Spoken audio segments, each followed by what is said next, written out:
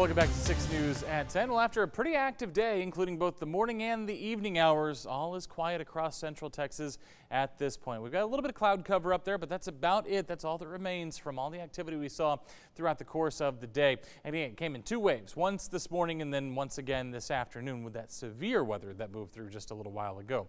It is 68 out there right now, already seeing those 60s showing up on the board here.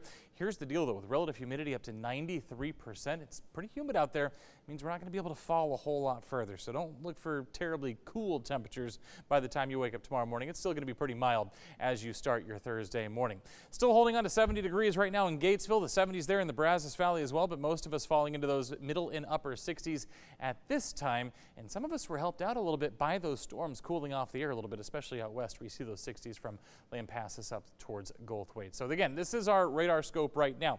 There is nothing on it. It looked very different, though, over the course of the past, say, 6 hours or so as we saw all these storms roll by. Here's the thing. Some of these, while there weren't a whole lot of storms out there, some of them were very strong. Some of the hail readings we were seeing in our radar and then some of the reports we were getting from the ground level were showing hail as large as baseballs up in Hamilton County with that storm that you saw there move through Coryell County. We saw baseball-sized hail with a couple of storms that came through San Saba and Burnett County and into the Austin area. So again, very large, very powerful storms.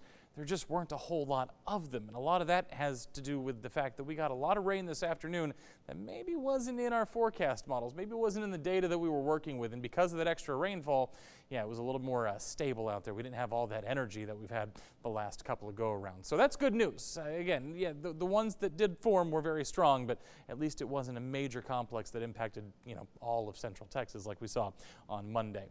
In terms of where we go from here, things are quiet tonight. See temperatures falling into the 60s there, and that's where we'll be by the time you wake up tomorrow morning, middle 60s. Like I said, with humidity already up around 93%, that means your dew points are in the 60s. Remember, you can't fall past your dew point. So we'll see temperatures in the 60s as we wake up for your Thursday morning. For the afternoon, temperatures back into the 80s again. It'll be a little bit warmer than it was today. I don't have the rain in the forecast for tomorrow. I don't have as much cloud cover in the forecast for tomorrow because of those two factors.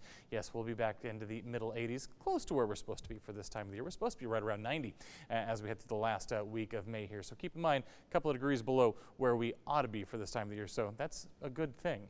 Let's talk about Thursday. So I said no rain in the forecast for the day Thursday. However, once we get past dinner time, we get into the 10 o'clock hour, into the late night, we're going to watch a cold front start to shift its way from North Texas into Central Texas. As it does so, we'll kick up one more chance for some showers and thunderstorms for the week. And again, through the overnight Thursday into Friday morning, some of these could be on the strong side. Slight risk for severe weather for, again, damaging winds and large hail as that front comes through. So that'll be a late night situation that we'll keep an eye on. Just make sure you have a way to get warnings that is audible in case you need to wake up for one of these storms coming through.